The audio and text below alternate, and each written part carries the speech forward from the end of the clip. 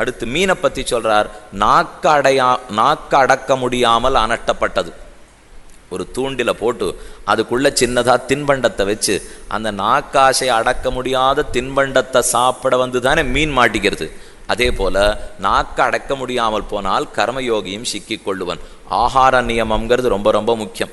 இன்னென்னது சாத்விக ஆகாரம், இன்னென்னது ராஜசாகாரம், இன்னென்னது தாமசாகாரம்னுட்டு கண்ணனே பிரித்து விட்டிருக்கிறான். ஸ்னிக்தாக ரஸ்யாக, ஸ்னிக்தமாக இருக்கணும், இனிப்பு பண்டமாக இருக்க வேண்டும். ஸ்திராக, நன்னா நின்று நல்லது பண்ணுற ஆகாரமாக இருக்கணும். இதெல்லாம் சாத்விக ஆகாரம். சிலதெல்லாம் வாயில் போட்டுக்கிச்சு ரொம்ப ருச்சியாக இருக்கும், நிச்சயமாக வச்சுடுங்க, அது உள்ளே போய் நல்லது பண்ணாது.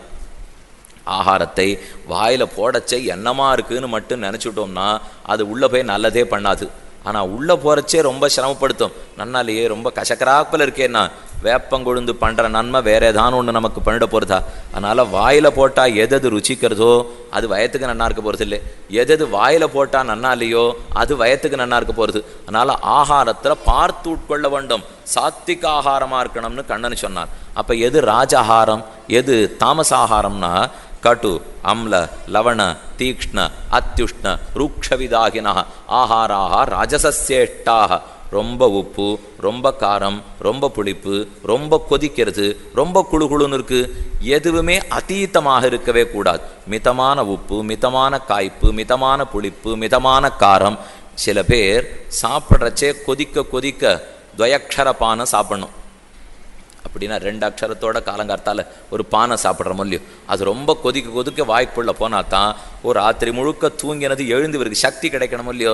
இந்த சக்தியை பகவான் இடத்துல பிரார்த்திக்கிறத விட்டுட்டு வேற ஏதோ பானம் கொடுக்க போகிறதுங்கிறதுக்காக கொதிக்க கொதிக்க கையில் வாங்கினார், வாயில் குத்திக்கணும்.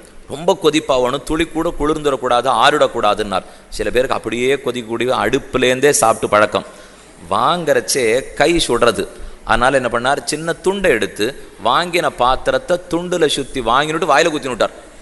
அந்த சூடு வாய் தாங்கிறது, ஆனால் கையில் வாங்குறச்சே அந்த சூடு தாங்காது. துண்டில் சில பேர் வாங்கிப்பா, அதுவும் வெள்ளி பாத்திரமாக இருந்தால் ரொம்ப சூடும், இந்தாங்க துண்டுலேயே கொடுங்கோ அப்படிங்கிறதுக்காக துண்டில் வாங்கி வாயில் குத்திண்டா.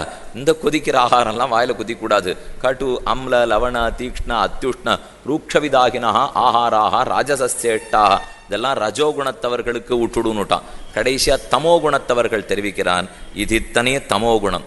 யாதயாமம் கதரசம் பூதி பர்யுஷிதம் உச்சிஷ்டம் அமேத்தியம் இதெல்லாம் ஆகாராக தமசசேஷ்டாக.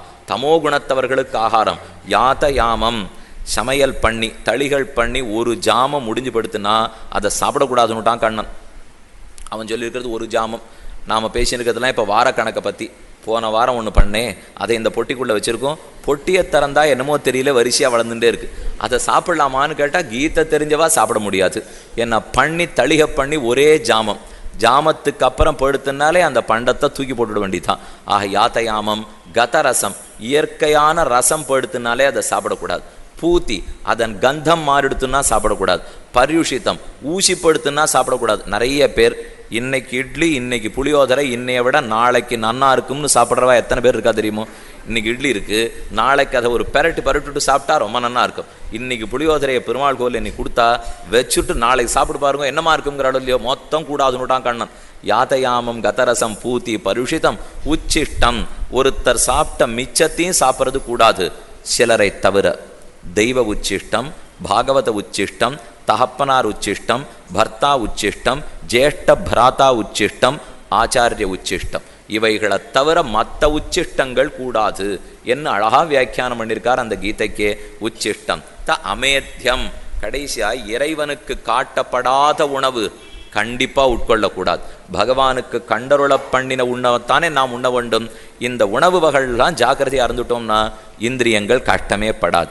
அப்படி இல்லாமல் இந்த மீன் ஆசைப்பட்டு போய் பிராணனை விட்டதே, அதை போல நாமும் ஏதோ ஒன்றுத்துக்கு ஆசைப்பட்டா மீனை போல அனர்த்தந்தான் தெரிஞ்சுட்டேன்னார். அடுத்து 17வது பிங்களா நாம வேஷ்யாசீத் விதேக நகரே புரா தஸ்யாமே சிக்ஷிதங்கிஞ்சின் நிபோத நிருபநந்தன. ஹே ராஜன், பிங்களான்னு ஒரு பெண்ணை பார்த்து தெரிஞ்சனே, அவள் வேஷி. அவள் 6 வாசல்ல வருவர்கள்னு காத்துண்டே காலத்தை கழித்தாள். உடலும் தாழ்ந்து போயித்து, உள்ளமும் உருகி போயித்து. வந்த 6 இவளுக்கு வயசான அப்புறம்